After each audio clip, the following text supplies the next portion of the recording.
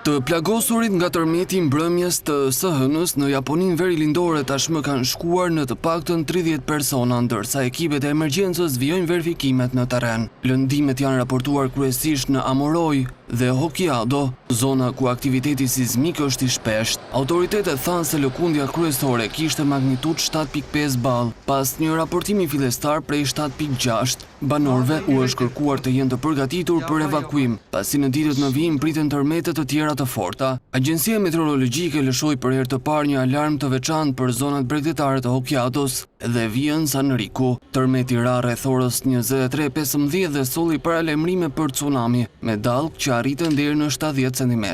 Paralajmërimet u hoqën më vonë, por frika mes banorëve mbeti e lartë. Lëkundja u regjistrua në një thellësi prej 53 kilometrash pranë bregut të Amoroit. Kryeministri Asanae Takaichi u kërkoi banorëve të jenë gati për evakuim nëse ndjen ndonjë tjetër lëkundje. Pas goditjes kryesore u regjistruan disa pasgoditje me magnituda 5 deri në 6.6 ball, ndërsa autoritetet thanë se nuk ka raportime për probleme në centralet bërthamore të rajonit.